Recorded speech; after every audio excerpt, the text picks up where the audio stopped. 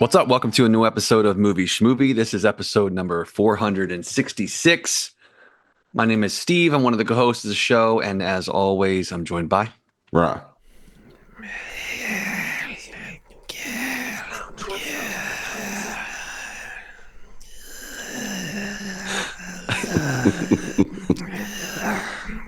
You can't tell that I'm chewing on the edge of a table right now. Oh, is that what that was? Yeah. Oh, I was just kind of breathing in a creepy way, but I realize Zoom probably doesn't convey that. But on my mic, trust me, that was creepy breathing that I was doing. Wow. And I'm John. What's going on, guys? How you doing? Good. Good. I'm glad to hear that. John, you as well, I hope, or no? Not so much. I'm dead inside. But I am also... I would say that not so much. But I'm chugging along. No, it's just it's a long week. But I'm looking forward to at least the illusion of some kind of, like, at the end of tomorrow, I'll kid myself for a couple hours that I have free time. Yeah. You know that feeling, I think. Yes. I'm so used to like functioning in chaos. I'm dealing with a shutdown. I'm one of few people at work. Right. So that's a little crazy. My mom's been furloughed and a bunch of my friends and Nikki's furloughed. IT will guarantee you a job. I used to hear that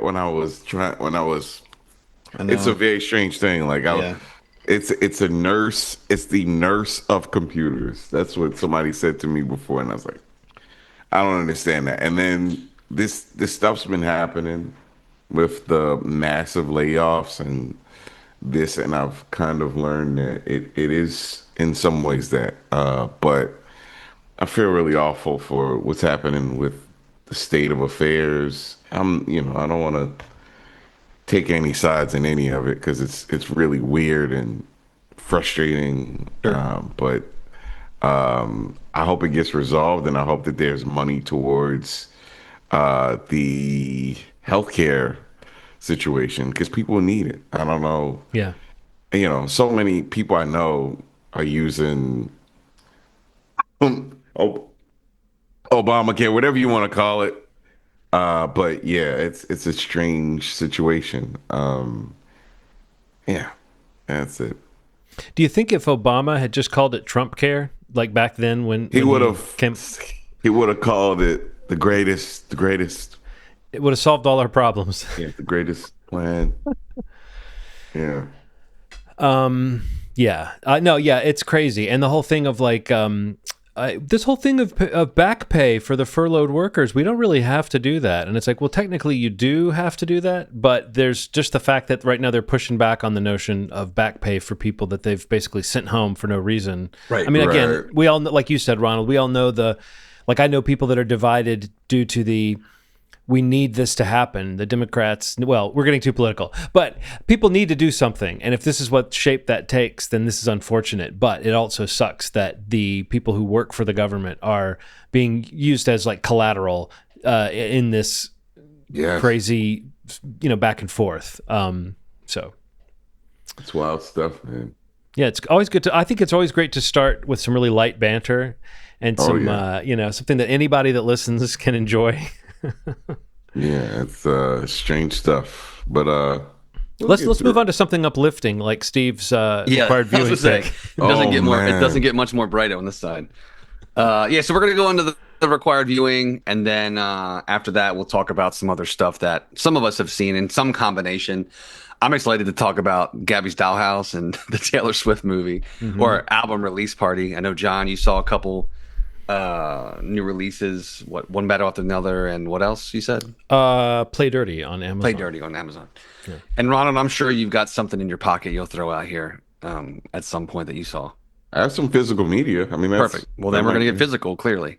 Good. So let's start with the required viewing. Yeah, this was my pick this week. This was this was Bring Her Back, which is the new film, or the newest rather, from the Philippine brothers who did Talk to Me.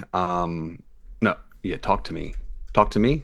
Talk to Her. Talk to Me. Bring Her Back, Talk to Me. Yes. Got it. Second guessing myself here.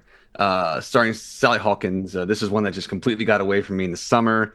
Never got to check it out. Keeps circling around, especially now, time of year. It's popping up on lists of like, and also just how great horror has done this year in general at the box office. It's just a reminder of one that I just got away from me and I wanted to check out. I really liked Talk to Me a lot. And yeah, I didn't want to miss this one, so I had a chance to get us all to watch. I know, John, you'd already briefly talked about it on the show in the past, but wanted us all to check it out together. Ronald, you hadn't seen it, right? No, Okay. no. Again, if you didn't watch it with us, the log line is a brother and sister uncover a terrifying ritual at the secluded home of their new foster mother. Foster mother played by Sally Hawkins. Um, so I guess John, I mean, you talked about it a little bit before. You want to kind of remind us, since you had seen it, kind of where you were at on it, and then I guess Ronald and I can jump in. I think what I had said before was that it was really kind of gross, and if you liked the way that Talk to Me kind of really went for it in the, I mean, I guess you can call it body horror when it's like injury to a body or injury to a face, but like I don't know if that's quite the same thing, but like that form of body horror where you're seeing somebody's face get ruined or their teeth get knocked out or whatever, which is always very effective. I feel like this movie kind of ratchets up anything you may have expected in that sense. And that what I'd said was basically that I could see people getting a big kick out of it, but I could also see it being not for everyone just because of how extreme it is and kind of how unpleasant it is overall as an experience. But it's I remembered also saying it was very well done. And is it Sally Hawkins? Is that her name? Yeah. Yeah, Sally Hawkins is always good, and in this, she's really kind of taking all of those kind of quirky qualities that she sometimes brings to her characters and turning them. I mean, that's that thing that I talk about all the time of watching someone kind of take what makes them interesting as an actor and turning it into something creepy or something unsettling. And she goes from being this kind of quirky, off the beaten path person to this truly dangerous and scary person. In the, and it's kind of a riveting performance. And yeah, the all the horror around the little boy Oliver and kind of what happens to and with him is just the imagery of that didn't really leave my mind. And so when I rewatched it for this, it was just like, oh yeah, I mean, it kind of like the storyline and the plot kind of came back to me. I had forgotten some of the specifics, but just the unusual rhythms of it, like I think that like you might start off thinking it's going to go a certain way or thinking that certain characters are going to become certain things that they don't. And, and I do think that act of surprise the movie has that in its favor of kind of keeping you guessing as to who's going to be even part of the end game of the story. But yeah, I actually went back and listened to the episode where I had commented on it before, and I was like, yeah, pretty much.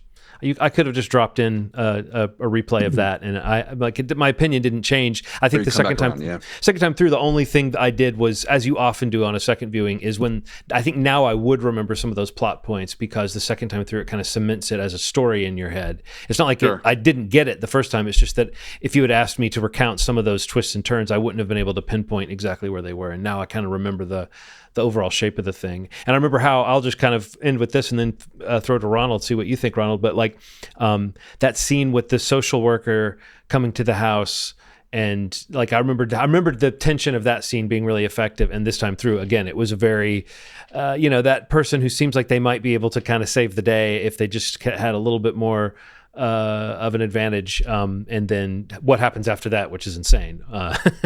In terms of like, thwarting your expectations. So that part really stuck in my mind this time. Ronald, what did you think? I didn't really like it at all. I kind of was hoping that it had a feel like Talk to Me, and it didn't to me. It didn't really have a lot to it that I felt was like fun to it or felt good or kept me going. And if they make another movie like this, I'm probably not gonna fuck with them anymore. I don't like it. I don't like it at all. Wow. Yeah. I definitely was on the other end of the spectrum. I mean, like, it's definitely not Talk to Me. It doesn't play like that film. I mean, it still goes for it like that film did in certain parts, but that's definitely a more kind of fast moving, kind of more exciting type of, I guess, their horror, or their brand of horror. But I don't know. Like, I don't know what I had expectation wise coming into it. Besides, I'd heard good things, and especially about the performances from Sally Hawkins and the kids. It's amazing. Yeah, I mean, great performances all around, I think, in general. But yeah, I think the big thing for me, I think the filmmaking is still really impressive. I mean, Yeah. and not to say anything against this at all, but like to think that, they're kind of like one of the poster children for like this YouTube content creators, influencers, whatever they're deemed, from a starting point to have these two, I think, really good films under their belts is really impressive. And there's other people out there, like later this month, Chris Stuckman's film is going to be coming out, Shelby Oaks, which is like, he's a big YouTube film critic. Or reviewer rather. I don't know what the proper label is, but he's got a movie coming out. But I mean, that's all I kept thinking about watching this again, was just like how much I enjoyed Talk to Me. I did really enjoy this one as well. It's definitely a different movie entirely. It's super bleak, super dark, sad even. Well, actually not very sad. But I don't know, just the takeaway is just the performances and the production value. I think there's just like a lot of really good looking sequences and scenes in the movie. And Mm-hmm. honestly, like something I was thinking about was like I really liked the balance between I guess exposition uh well, I don't want to like spoil anything for anybody who hasn't watched it. The balance between the exposition of like kind of telling us what's going on or what someone's purpose is or what their intent is throughout the film, without them just saying it to us as an audience member, but rather there's a device in the film, like the tape, the VHS tape, Yeah. that's kind of like reminding what there's instructional things and there's like purpose in those Yeah. sequences where that's being watched, which I thought was a really kind of fun and creative way to tell us as a viewer what somebody's reminding themselves about in the story. But I don't know, that was really cool, I thought. And yeah, to be clear, I could probably definitely get Ronald your feeling about it. Especially coming off of Talk to Me, or maybe just their vibe in general, to something that is definitely way more unsettling, a little more sad and bleak in this film. But I don't know, I really dug it, honestly. Like the performances and just the quality of the filmmaking was really just kind of what kept me going. I mean, it is slower, it is a little more, it is paced differently, which I think would be a turnoff to some viewers. But I'm just like looking for different voices, different filmmakers, kind of bringing different types of films out, and I think it's kind of interesting that they can make two pretty different movies in the course of a couple years that are both pretty successful in different areas and to different degrees, whether it's critically or commercially, or both. In the cases of definitely, Talk to Me. I don't know what the box office was on this one. I'm not sure. I didn't actually look at that off the top of my head, but I think it did okay for A24. But I don't know. Yeah, I really liked it. I mean, again, Sally Hawkins is always great, but this is another one of those like horror movie performances that like you wish just got more attention. Uh, that just I think doesn't, because it's a horror film. Everybody reviews I was reading was talking about like Toni Collette and Hereditary, like it's kind of in that vein or in that conversation, which is a bummer, always a bummer. But she's great in this movie. Oh, she's amazing in it. So yeah, that's where I'm at on it.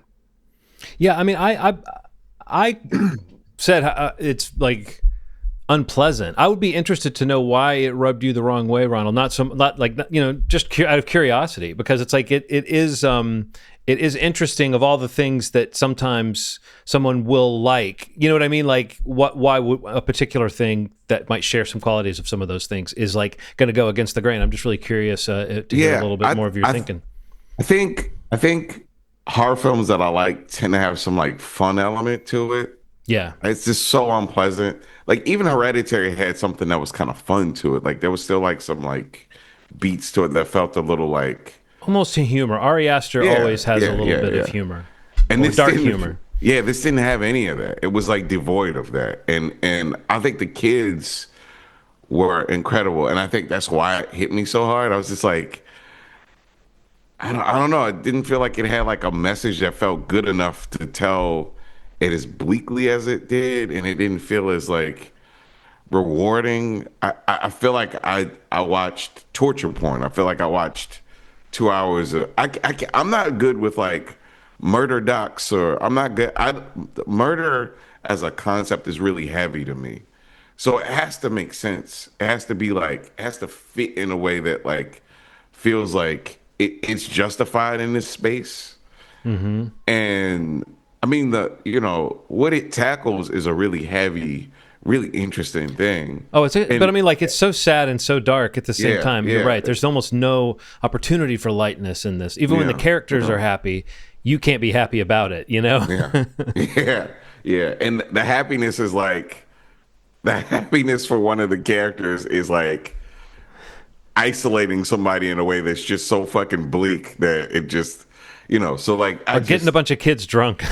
yeah. And what I think is really cool about them and what Steve was getting at is like the voice that they have is so kind of unrelenting. Even, Talk to Me in this, they really commit to this. Like it's not like, this isn't like Conjuring 3 where like it doesn't lean into the darkness enough. Like this is in the muck. It is in a space that if you aren't like comfortable with this sort of thing in a horror film or this in a drama or this in a murder doc or this my mind was like I was like, get me out of this. You know what it felt like?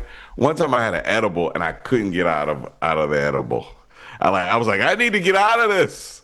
And I was like, and I felt like that for the movie. And I was like, stop, I have to, like, I don't know. I think it's just like maybe my temperament. It's just like, man, I love crazy shit. And I realize that like maybe there's some shit that I'm just not good at accepting in a movie. And this might be one of those things. It was like I don't know, something about it just didn't feel good to me. Like it's like Talk to Me was fucking dark. Like it was really weird and strange. It got dark, but this is a different level of dark. This is a different level of like loss in that space. It's like, and it's funny because I was gonna suggest in probably the next couple weeks, I'm gonna suggest something that supposedly is like gets in the muck, but also has some humor to it. I don't know if it's gonna be good, but my pick will probably be something that gets in the muck like this, but maybe has a little more like whimsy to it. and I think that's what I was kind of looking for in it. And that's not my fault. That's my fault.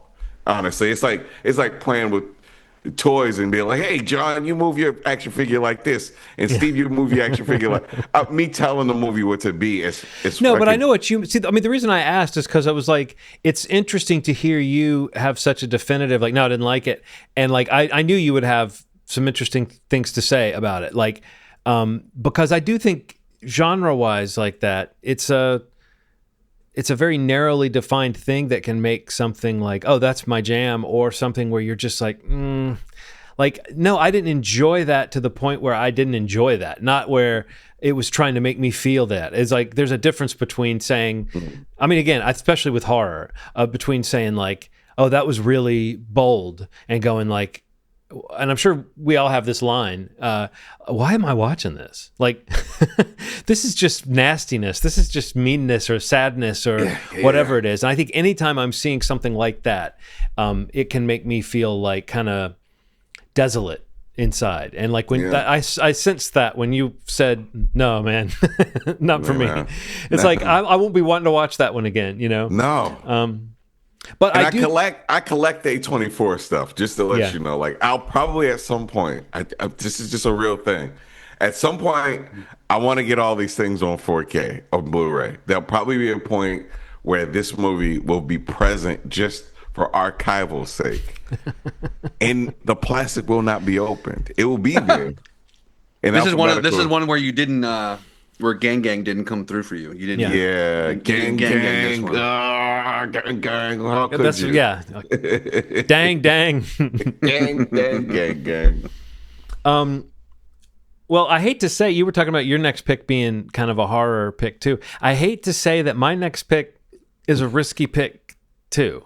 So like I don't want like to destroy Ronald's love of horror. Steve, we gotta think about this. You know, we gotta go easy on Ronald. In a fragile state, we gotta take care of our boy. Yeah, we can't let horror go awry for Ronald, but we'll have to see. Maybe we'll have fun with these, with some of these picks. But I do know what you mean, Ronald. The sort of fun aspect. I tend to favor all flavors of horror, but I do like. I mean, I think that for me, the exact qualities that Steve was talking about are what makes me feel this movie is really strong. It's so confidently made, and I do think it's cleverly constructed. Like when you see the mechanics of what's going on and why she has brought this one kind of presence into her home, right, and what it's supposed to do and all that. I think that it's a cool bit of like the mythology or lore that gets built up around what's happening in this movie. I think is really interesting. But I totally know what you mean, Ronald. Like Sam Raimi could have done the same story, and you wouldn't have felt so sad at the end. Yeah. And it would be a similar kind of thing though, of like the twists and turns of what's going on. I like that visual of where we end up with her is just so haunting to me, that it's like, yeah, I think the movie really works. But it's like I find that interesting with horror, where sometimes I'm like, man, this is so effective and great, and I love it, and then I step back and I'm like, man, this is just some dark shit, and I'm going like, yeah, I like that movie. Do you know what I mean? Like sometimes it makes me wonder, like, what is it about that is one of my favorite things movies can do, is like push me to that level of extreme emotion, because I'm not always in for those movies that are just torturing you. I don't like torture porn, or even artful movies that linger on, like, what's that movie where the woman Martyrs, stuff like that, where it's just like, I mean, it's like I admire the craft of something like that, but I don't like to watch it. Yeah. I can like hear the description of it and go, yeah, okay.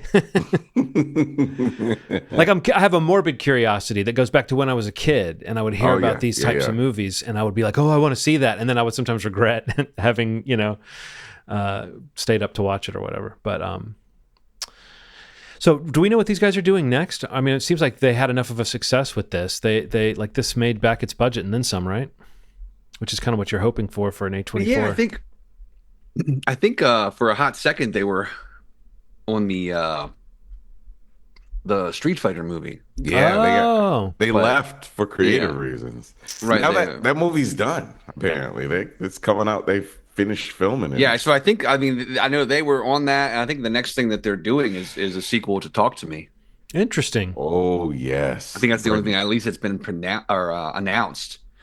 Because let me double check. Yeah, I mean that's the only thing on their IMDb still. But well, that's a cool world that they created. The mythology, like the mystery of that world is still there's a story behind the story. Like if you think about who brings that hand, or like who supplies that hand. You know what I mean? Like how does that whole pipeline is an interesting thing to get into. So yeah, I'm not always in favor of these people turning their cool horror movie ideas into little micro franchises, but that's one where I like while watching the movie I was thinking, oh, this has a whole other layer that we're not seeing. So yeah, hopefully that's them with a great idea and not them just retreating to something that worked. Yeah. Well, I guess since I'm next, I may as well go ahead and kind of get into this choice. I couldn't decide what was scarier. I knew this pick was going to fall in that Halloween zone, and I couldn't decide what was scarier: a divisive classic horror film that I did not watch and I've always been curious about, a French film that is potentially really interesting but also potentially kind of long and possibly it might have some dated material in it in terms of some racial stuff, or a comedy from the 80s that was influential but might not have aged very well, or a kids movie that is like has some unintentionally creepy or maybe intentionally creepy things in them, but that it would be fun to revisit. I couldn't decide between those 4 things, but I decided since this is that October zone, I would go with the divisive horror, like the genre pick. So I'm going into the horror genre for this pick, but it's also it was attractive to me because this one's been on that list I refer to sometimes. It's been on that list for a long time, and I was like, if we're not going to get to it this Halloween, I don't know that it will ever get to it. So this is a movie that, however, it does not have a reputation for being very good.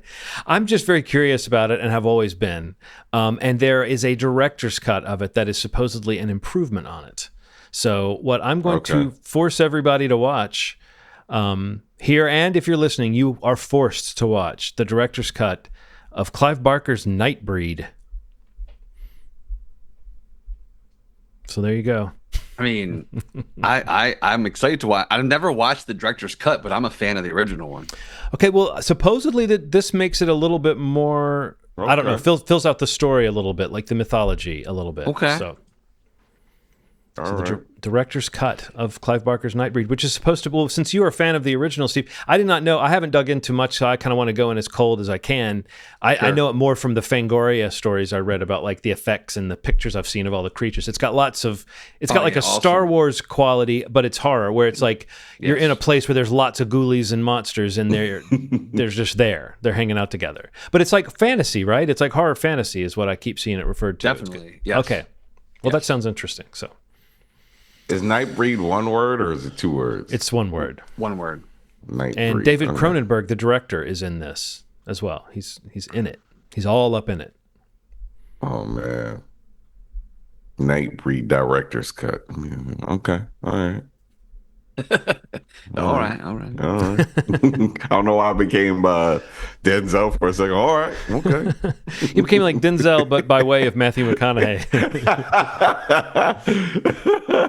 Denzel McConaughey.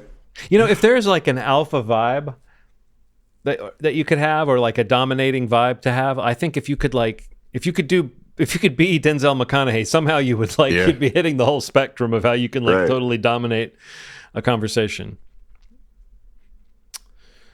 Ooh. So that'll be coming up in 2 weeks, right? Because next week we have no show. Yep. Yes. Nope. Sorry for all the breaks, folks. Sorry to break it to you. Yeah. We'll be off next week and back the following, and then from there on out we should be okay. Yeah, forever. Forever. Nightbreed director's cut. Okay. Man, you keep hitting on these ones with 4Ks, man. Bless your heart. But this is one that I know so little about, and it's interesting to me that all I've kind of known about it is that it is, like I said, full of. And every time I see a picture, like there's a couple of really cool looking designs I've seen from it. But the one guy who I think might be the main bad guy, with like buttons for eyes or something, that's a good creepy design. So let's see what Clive Barker. This was after Stephen King did Maximum Overdrive, right? I don't know. I think that was an 80s thing. But either way, I just think this was in 90, I think, right? Yeah. This came out in 90. I just think it's funny that they both big horror direct. Like horror was so big, their novels were so big in that era that it's interesting that you get a chance to direct a movie. That doesn't happen. Yeah. I don't know. That would be an interesting phenomenon to track, actually. How many authors have ended up directing movies? Yeah, that's interesting. Excuse me.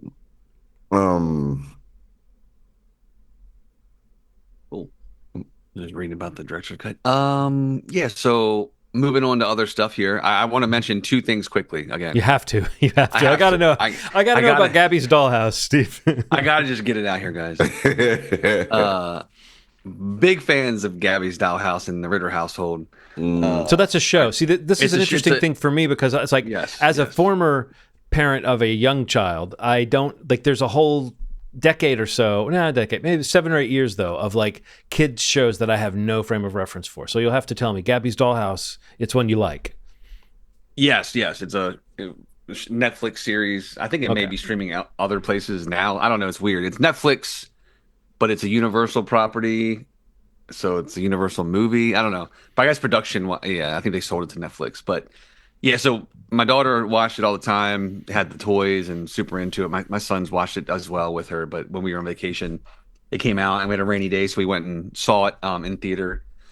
And it's a great little kids movie, man. Like it's such a positive show and a positive message and talk, family and friends and uh I don't know, I just feel like inclusiveness and just like there's all these fun characters in this fun imaginary world that this girl basically can uh shrink herself down into like a play-sized figure to actually live and play and interact with her uh with the characters that live inside of Gabby's Dollhouse, the title here. But the story is very simple. Actually, I didn't even know that Kristen Wiig was in the movie until we were, I think, watching the. Maybe I saw a trailer with it and forgot about it. But Right. she's the, I guess, the villain of the film.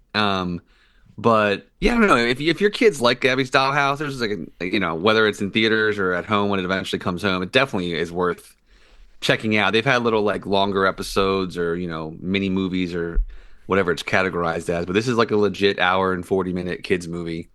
Between a mix of live action and animation CG stuff that is really bright and fun and again positive. That's just the thing is like positivity around the entire movie. So we all really liked it. The kids loved it. Aaron and I liked it. My mom, who had I don't think ever watched it, was with us, and she thought it was great. Um, so yeah, I would definitely recommend Gabby's Dollhouse. This is my recommend right here is Gabby's Dollhouse. Uh, Again, being a Universal thing, but this episode comes out, it may be on digital the following week if you can't make it to the theaters and want to check it out. But usually their titles come out in I think 17 days from the theatrical release date. And then the other movie I wanted to mention was I don't even know what the proper term of it was, but the Taylor Swift, The Life of a Showgirl, her new album. They had like a release party in theaters that the same way she partnered with AMC to put out the Eras tour, video film, concert film.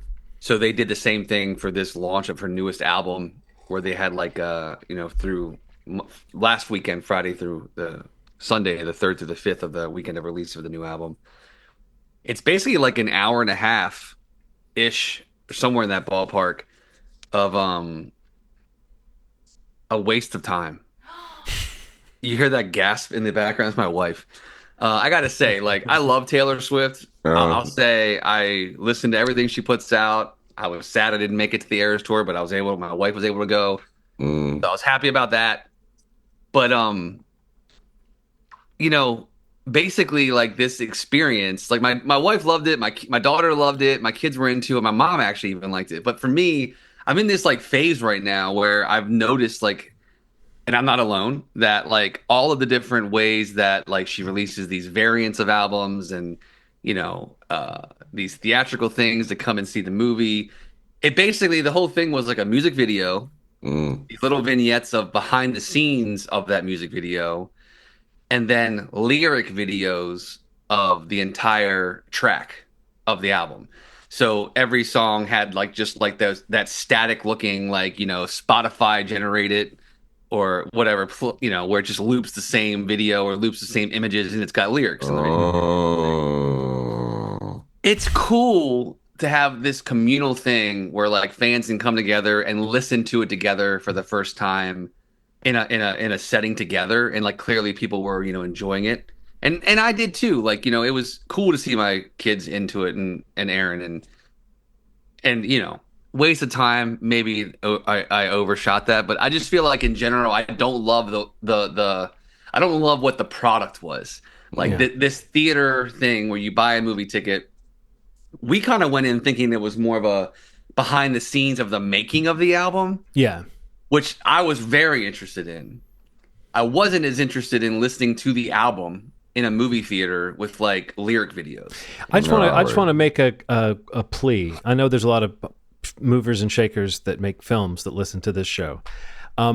Guys, we want more shop talk in music docs. We want more behind the scenes. We want them talking about writing songs and recording songs, and we want more process access to that stuff. Like, it's always interesting. Even if I don't find the person particularly interesting or their music particularly interesting, I'll usually find it interesting to see people working out a track or working out something. The process is always interesting. Like, right. whether So or not I'm almost product... surprised she didn't do that, because that feels like a no-brainer for her, even if it would be a marketed version of that, because, you know, it's all very, like, she's very savvy about that stuff. Yes. So it's like she knows what she's doing, but I'm a little surprised she didn't add a little more value to it than that, because what I'd heard was sort of what you said, was someone said that kind of the same thing. They were a big fan. They enjoyed the experience, but that it was basically like what I told you before we started recording, was that it was like watching a YouTube playlist of lyric videos. It is. And honestly, the one saving grace of it is, like, you know, the little intro to each song. Like, she's like kind of talks about the motivation and what it's about and like where she was, and, you know, and that stuff is cool. I like that too, because that's also process. So I don't know. I just feel like I went into it thinking it was one thing and it was something else. And the fact that the album, you know, was already out that day, and, you know, you could have already listened to every song, and then you're just watching it again with a lyric video. Yeah. You know, because in most cases people have already listened to them. You know, most had. And I think most Taylor fans were very calm about it. New album came out, they were like, I'll get around to it. Yeah, super chill. But I don't know. It's like, it's it just left a weird taste in my mouth. Like, I just felt like, my wife's over here shaking her head at me. I just wanted to say it because I feel it. Like, I just felt like it was a really cool opportunity to like do a behind the scenes of like what her albums look like when they're being made. Right. And that's something that she's been very transparent about on other albums and stuff like that. But the way that it's kind of being doled out, and like in these micro transactions of like, go to the movie theater to watch a little bit of this, buy this special release to hear a little bit of that. And it's like, it'd been cool if you just like made a cool music doc of like, premiere your video in it, sure, show about the making of that video, sure, but maybe also like show clips of you recording the songs. Mm-hmm. Yeah. You know, like, even if that was just something else in it, not to take out the lyric videos, like if that was still present, I probably wouldn't care, but I would have loved to seen her actually making the songs.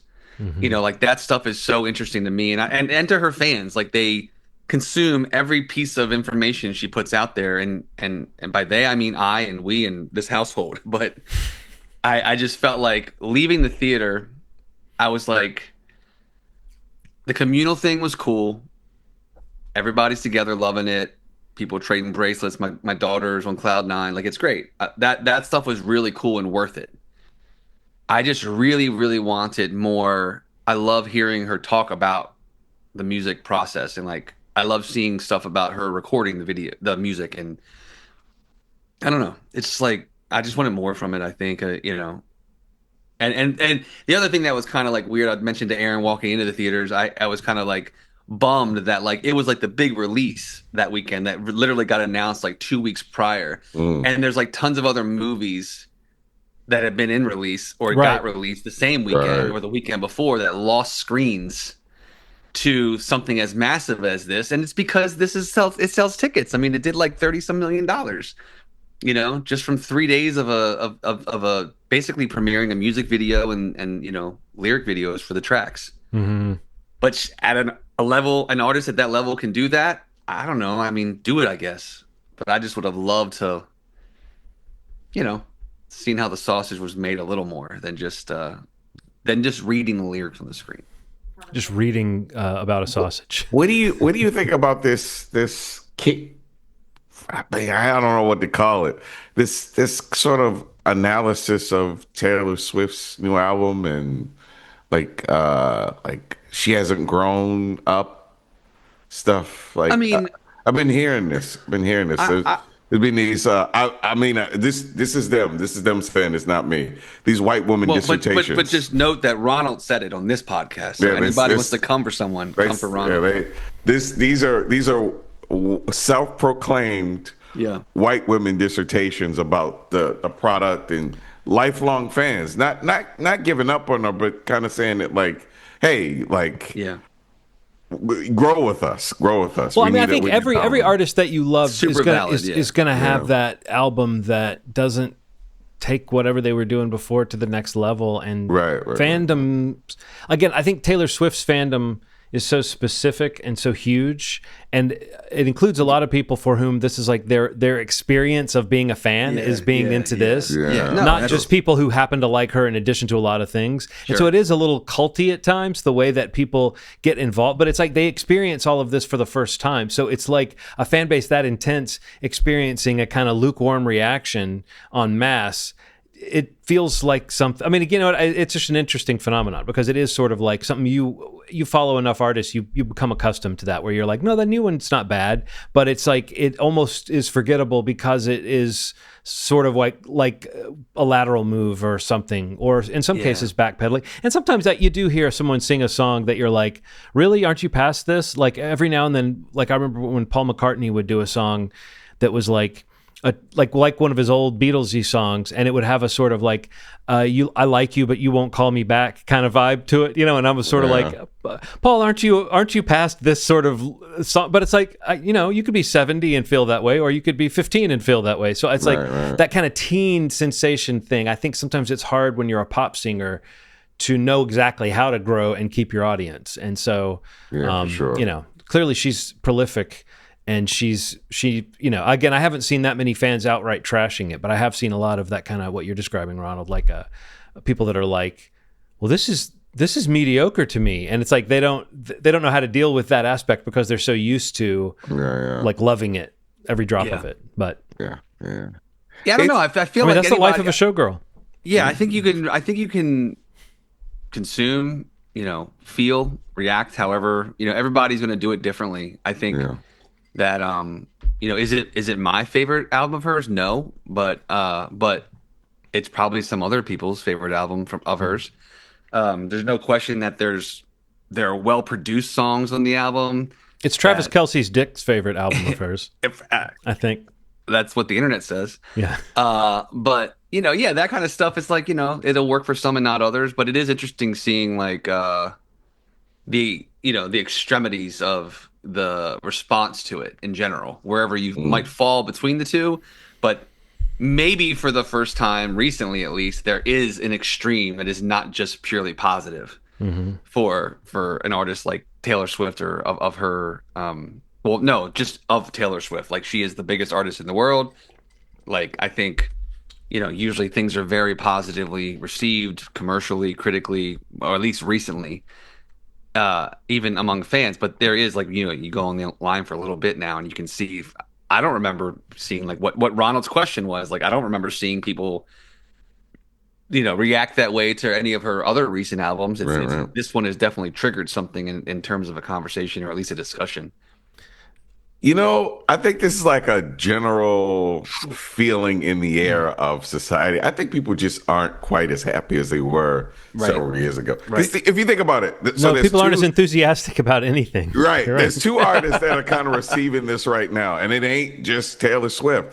Drake put out like 3 singles in the last couple months, and people are like, I would rather watch a dog get punched in the center of the face than listen to this album. And I hate seeing dogs get punched in the center of the face. It's like, you know what I mean? It's just like this real specific kind of like, damn, why would you put that on the internet? Why you feel so extreme about this?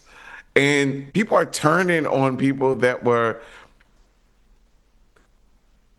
in good favor. And I want to counter that with something that I really want to put out there. These are not the people you need to be treating like this. Take it out on the people that really deserve it, because Drake and Taylor Swift ain't it. You know what I mean? Like it's like a general feeling in the air. I see it happening all over. It's just like people that have nothing to do with the climate of what's going on.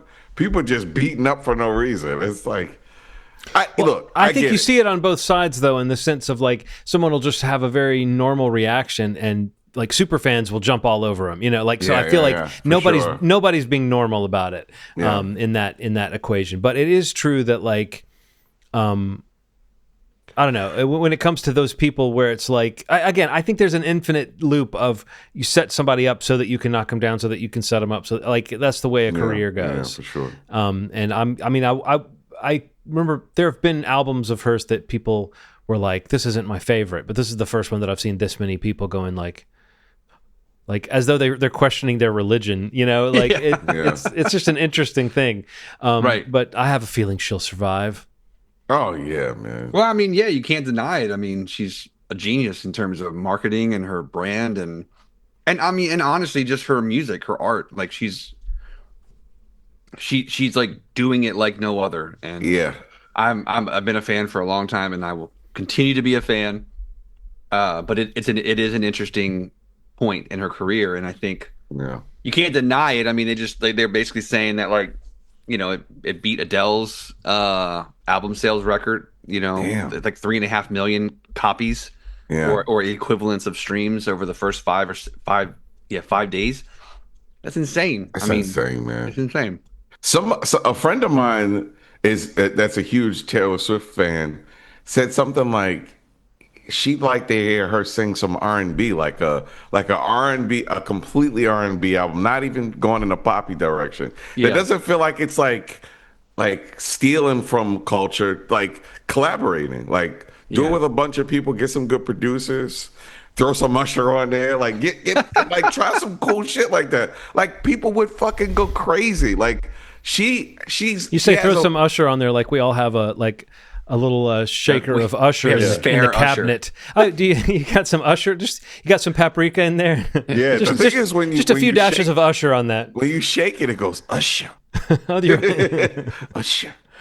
You know, Usher with an exclamation point. If there was like a spice called that, I think you could get that out there. Yeah, man. Does he have that? You know, people do that kind of that merch now, where like they'll do like essential oils or like you know, whatever weird like little things.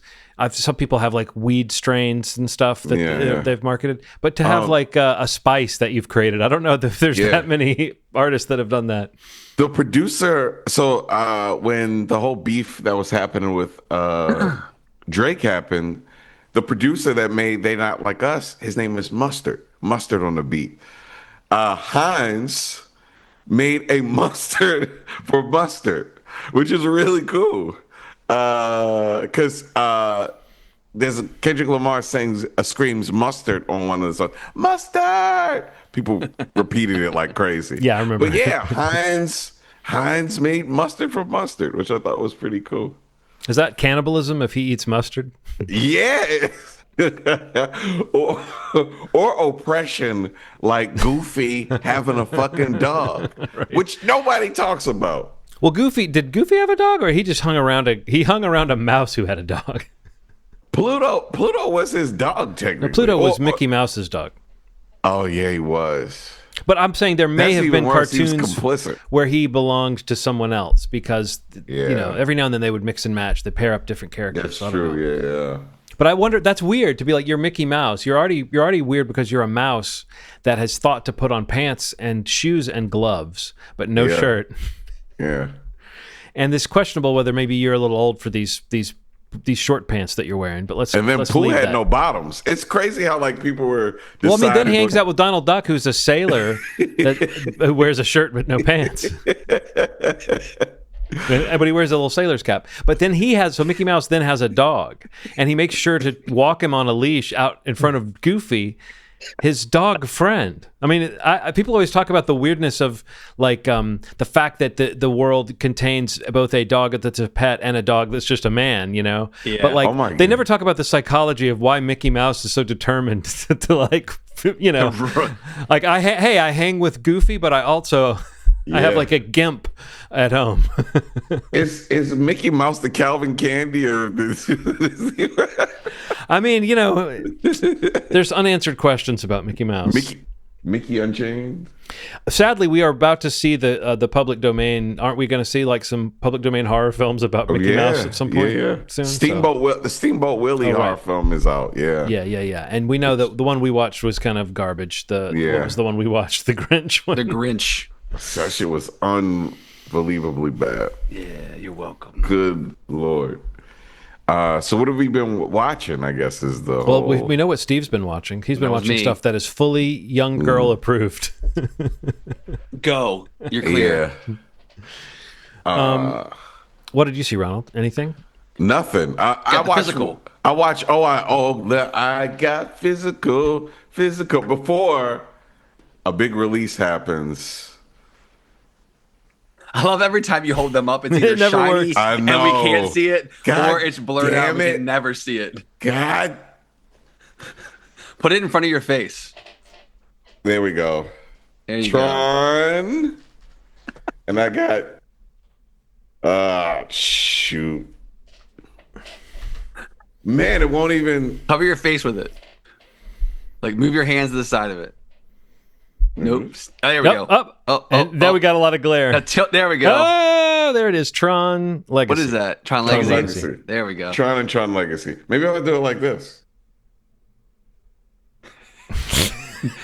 You can do it like that, but Not helping the case, but you're good. We got it. We got it. We're told. Just Some people about. aren't even watching. We're just telling them. Yeah. It's not visual to us. Tron and Tron Legacy, 4Ks.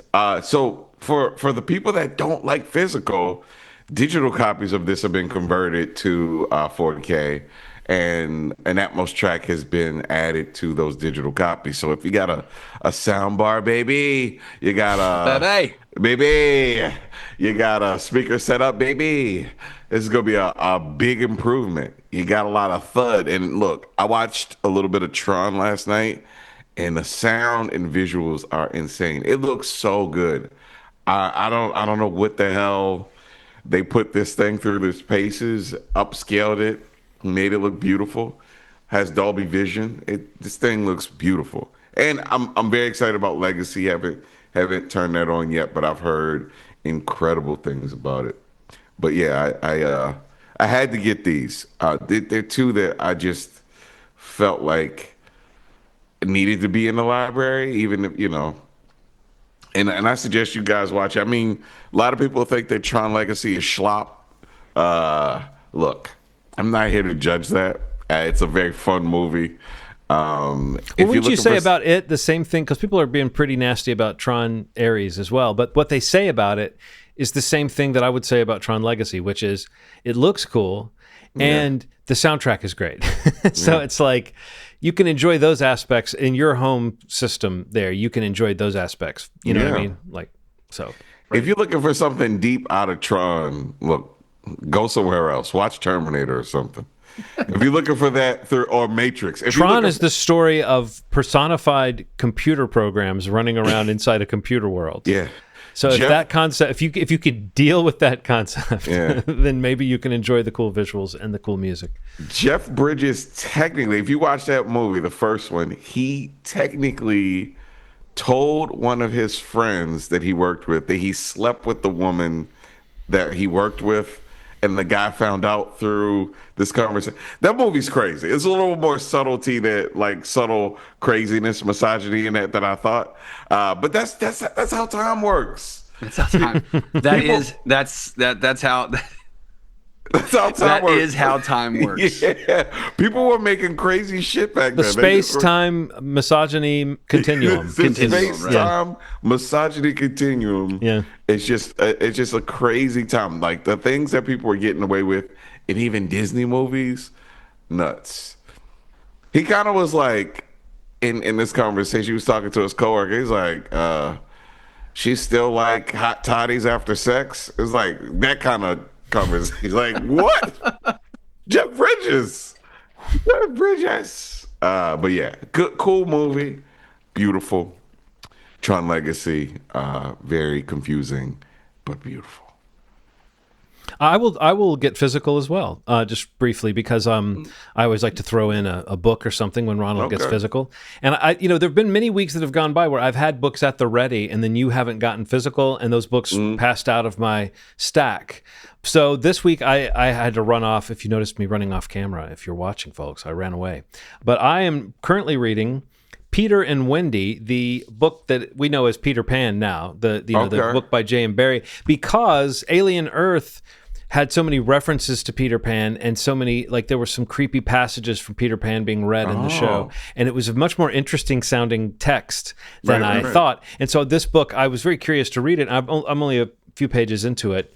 I mentioned last time I did like an episode about Alien Earth on my other podcast feed, FYIZ. So there's a show right now on there that came out last week called Speaking Xenomorphically, and we are going to come back and do another one of those because we all realized that none of us had read Peter Pan. So we're reading Peter Pan for that. I want to tell you something. This is a very strange book.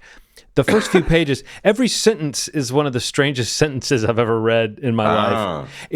But it's funny and bizarre and like I said, a little bit eerier than I thought, or at least the way that you can interpret it as having a kind of cynical, dark humor to a lot of it. So I'm enjoying it, but it's very bizarre and it's very of its time, and it's also kind of an oddly unpolished text, as almost as though someone is like talking to you rather than has something written out. Anyway, so I'm enjoying that, but I am finding it a very bizarre read. So yeah, in a couple of weeks, if you check on the FYIZ feed, there should be a full conversation about me talking about Peter and Wendy, the book that, again, like I said, we now call this basically Peter Pan, but the original book was just called Peter and Wendy. Okay. Speaking of talking to you in a book, I'm actually, I just finished listening to an audiobook that is really amazing sound design wise. Oh, cool. The Wild Robot.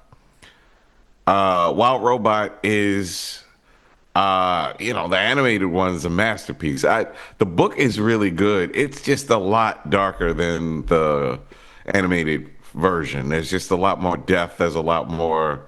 I mean, because it's dealing with nature. It's dealing with, so some of the scenes where like people got hurt in the film, people died in that in the book version. It's a very, very good book. But it's as if someone's talking to you about the story, and it's like, hey, do you know what a robot is? It's kind of it's weird. It's like a teacher talking to you about this story. It's really interesting. I'm enjoying it. I'm actually done. I got like 10 more minutes of it. Super emotional, just like the movie. You couldn't have just listened 10 more minutes the last time you listened? I don't know what happened. I was driving to Dulles. Man, I had a nightmare situation last week. You know what? That's why I've been so positive. I've had a really strange set of events, and I've been trying to make the best of it. Oh. Yeah, my car broke down. My engine failed. And warranty's done. But Hyundai said they'll cover 85% of it. I got a rental. Check engine light came on as soon as I left the lot. What the fuck? I went to go return it, and 20 people were waiting for cars. They said the wait was 5 hours. And the closest place to get the car was, you guessed it, Dulles, to replace it. So I drove to Dulles real late with 4 shots of espresso in my body and no food. And I go get the car, and I come back home, and I'm like, all right, at least I got a car.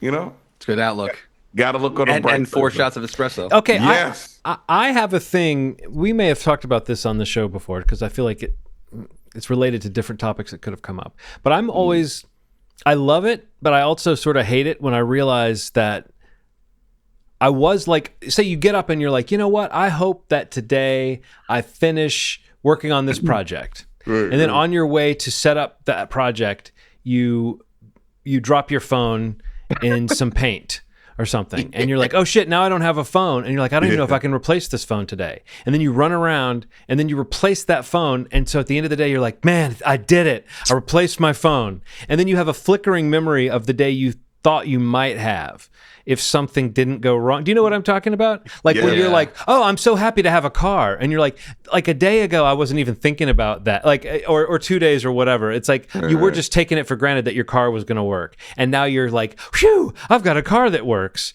Yeah. And but in a weird way, it does kind of take your mind off. Like it's a little bit like that thing of if you want to get rid of your headache, wear shoes that are too tight, and then you'll be thinking about that instead. But it's like it's a weird thing when the goalposts move of like what's a successful day, so that you can just go. You can be like, oh, cool, they got that. Whatever that snake that bit me when I was getting ready to do something.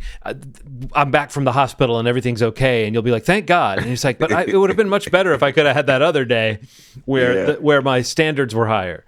I don't know. I just always find that to be an interesting thing when it's like you're glad to be back at some status quo that you were taking for granted 5 minutes ago.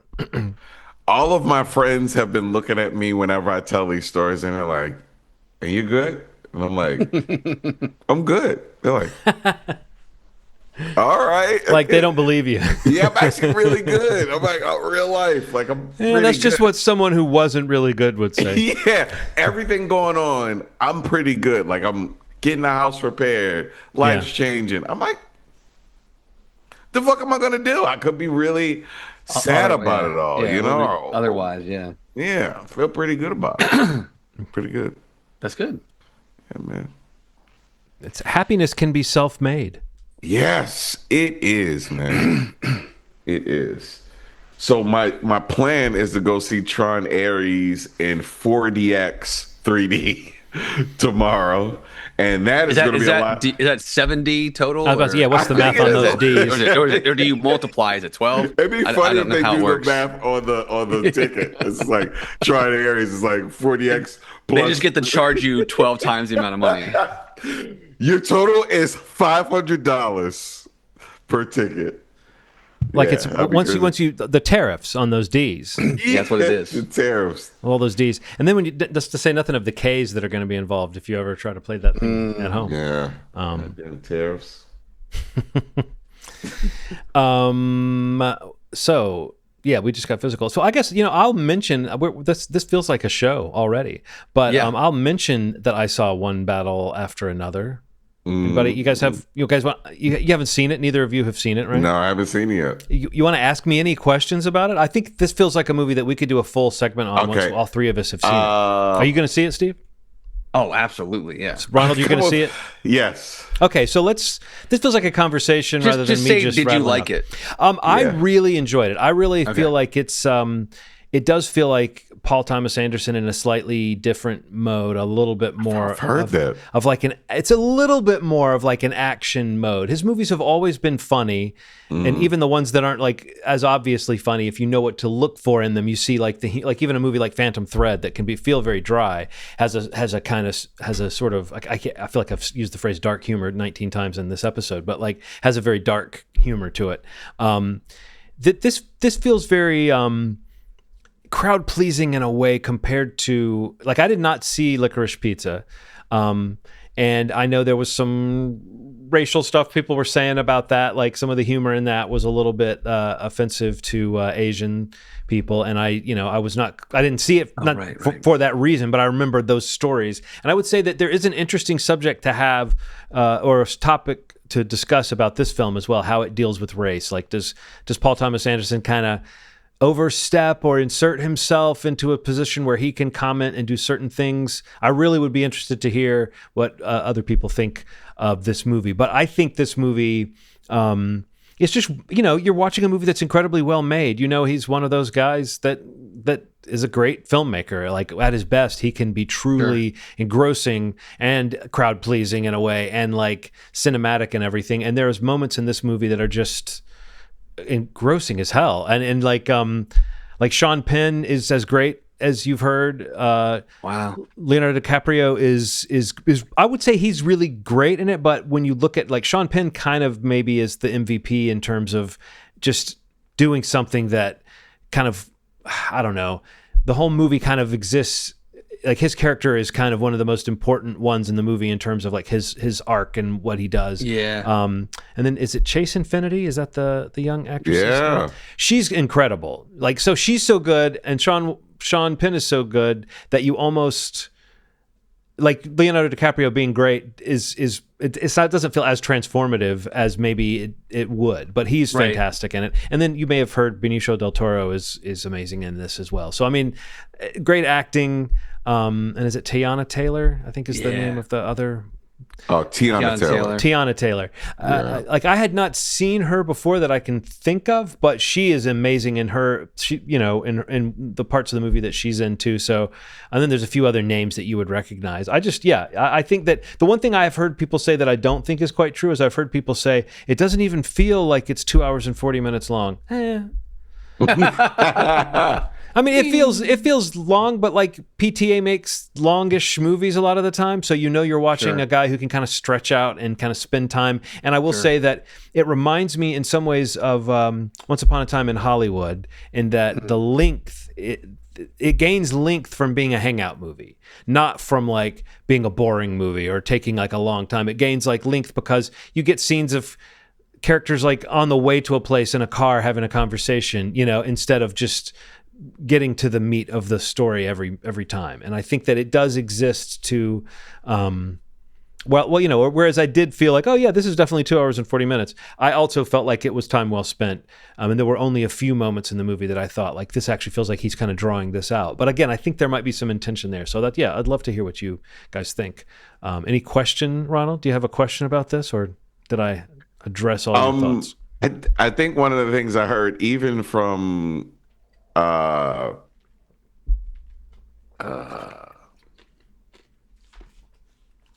people that were not minorities, that it was really interesting that he went from not really using black people very often in movies to having quite a few people casted, and that it was used.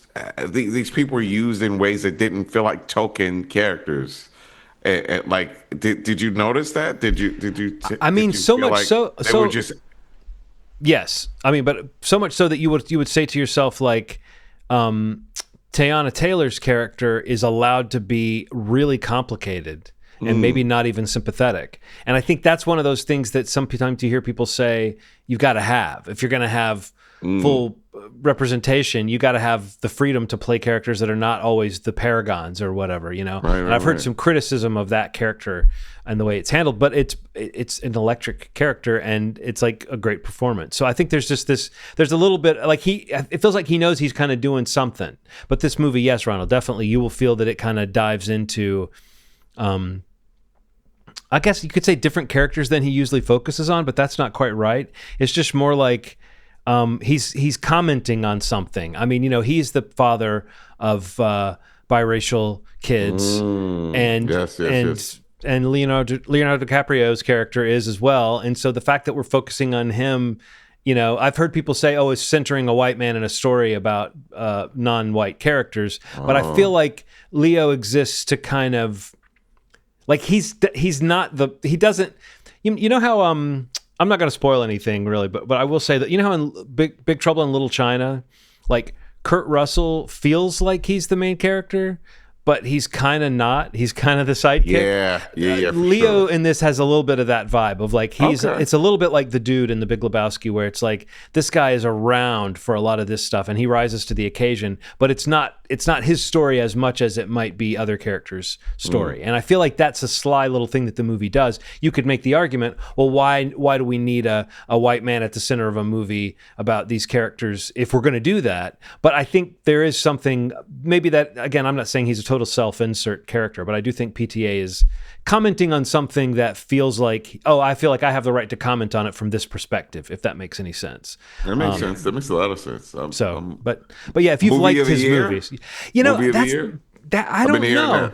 I it's definitely in the conversation. It's definitely one of the most interesting and memorable and well-made movies that I've seen this year. Oh wow, that's good to hear.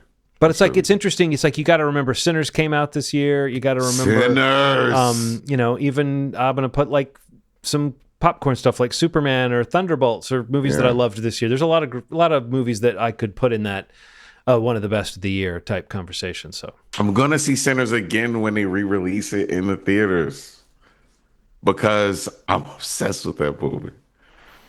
Yeah. Well, that's a cool one to re-release, I think. I mean, I feel like that made me happy to think that it's like, okay, it's one of those that can like have that where people will say, I'll go see that again, like Star Wars or something like that, where it's like, oh, it's back in theaters. Well, I'll check it out again. Yeah. So. Hell yeah. Cool. Boopy boop boop. And you were going to mention the Shane Black movie too. Oh yeah. Okay. The Shane Black movie, Play Dirty, that's on Amazon. There's some ways in which this movie feels like a movie that 20 years ago you would have gone to see in the theater. It's that kind of big action movie. Not all the effects quite work. It's a little dodgy in some ways. It looks in some ways like an Amazon level movie, but it does try to be very fun, and it's got a lot of that Shane Black energy, and I really enjoyed it. But it does, I enjoyed it. I was glad that I was watching it at home and could kind of we could like pause it and heat up some dip and get some chips, that kind of stuff while we were like you have a moment or two of like Mark Wahlberg. You wonder if there could have been another lead in this that would have carried off this character a little bit more electrically. Like in the beginning, I was actually thinking, oh, Mark Wahlberg's pretty good in this. I heard he was miscast. But like after that, he has more scenes where he's got to carry more emotion and stuff. And it does seem like he's good, but I mean, he's good when he's used just right, in my opinion. And I will say another thing. He's now at the age where you want to say it's okay if this character has gray hair. There's no reason that this character shouldn't have gray hair, and yet you're seeing some real hair dye. Like, you're seeing like you could see the man's face that doesn't look as young as the hair, and they really have tried. Like the hair is like dark brown. I've noticed this sometimes with Tom Cruise now too, where it's like these guys need to just start phasing into showing some gray because it's starting to look like their hair was colored with a marker, Right. But I don't know, like Keith has some good moments. There's a lot of fun to be had in this movie. It is overlong and a little complicated, and the plot kind of has a few too many turns on it. But for a Shane Black written and directed movie, like, does it have those those moments you expect to get from him? There were a few of those like really solid little chuckles that I got that were only a guy like that knows how to work within that. This is overblown action, but I'm giving you kind of human moments in there. It still seems like someone like, I mean, the name that just jumped to my mind is like John Hamm. I feel like might have been able to bring this character off because he's supposed to be sort of a threatening kind of badass. And I guess Mark Wahlberg, you believe, is that guy, but he kind of seems a little bit, I don't know. We know about Mark Wahlberg. We know what he seems like. There's just something there, and there's something that's not there. But had an interesting run recently, like a lot of direct to something movies that, or small release movies that don't really, I don't know, haven't done well. Forgot about the Wig movie, the plane. Yeah, that's the one the Topher Grace one. Yeah, you saw that one, didn't you, Ronald? Yeah, they sent. Oh, that's right. That's right. We had a giveaway. I got physical. That I don't think we ever gave away. I don't think we ever gave it away. Like anybody ever. We couldn't if we wanted to. Oh boy. God, this one great thing about me is I have oily skin, so you never grow out of having pimples. This pimple on my neck is like really popping on this video footage. It's looking good. I need to cover it up. Looking ripe. Yeah, that's the craziest way to tell us you got bit by a vampire that I've ever fucking seen. Yeah, you look and you're like, John, that's no pimple. No, that's a pimple. That's one of those pimples you get when a vampire bites you. You had them, right? You know about. That's a bat. A bat that kind of looked like a man came down and bit me. That's a pimple. Oh, man. But yeah, Play Dirty is the name of that. And it's based on the Parker novels, which are, I think Shane Black doing a movie based on the Parker novels should have popped more. That's, just based on the source material and what he can do. And yeah, I don't know when this became a Mark Wahlberg movie, but that feels to me like one of the things that kind of works against it, even though he's adequate. It's just he kind of brings it into this zone of being a kind of bland action movie rather than someone who would bring a little spark to it. And please don't, if you hear this, Mark, don't beat me up. Yeah. Don't beat me nearly to death in an alley or whatever it is you do. I was going to say that you don't fit the bill for who he beats up, so you probably won't. He's trying to say you're good. You're good. I believe it's going to be a Passover situation. Okay. They'll just look at you and say, where's the... Oh, there they are. There they are.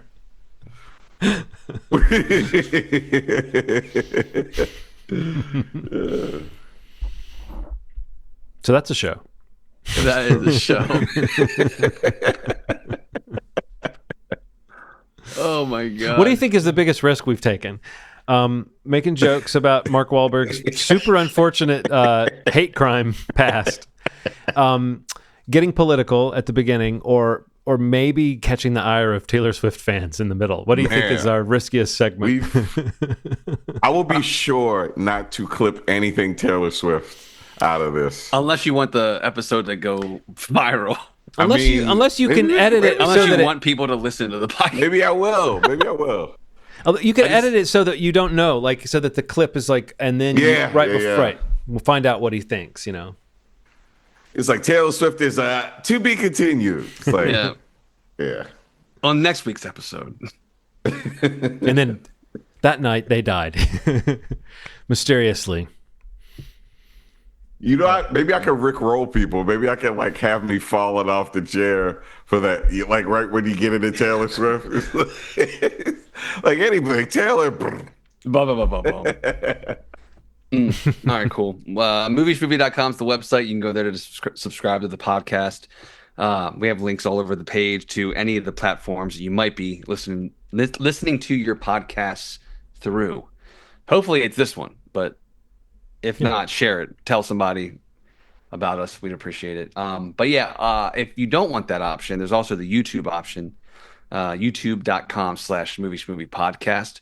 You can watch, listen only. Well, you can watch and listen. You can listen only. You can watch with no listen if you mute it and put on your AirPods, start the podcast audio version, see how quickly you can sync it up. And how are the smell-o-vision and taste-o-vision versions of the show coming along? They're in development, John. They're in development. Still in R&D. Schmovie Studios. Yeah. We got the R&D department on it. But yeah, if you can go to the YouTube channel, check out the options. We also have the short clips there as well. If you want to just kind of catch up on, a couple things that we talk about through the episode and don't want to commit to the full product, it's fine. There's no judgment. If you came on for this episode and you were like, man, this seems like a great show. Oh my God, they're all pimply. I'm never going to watch this again. That's why you go to the audio version. And that's also on YouTube. So I'm just saying. Thank you so much for listening. We'll be back in 2 weeks. As always, you made our day. Thanks. Bye.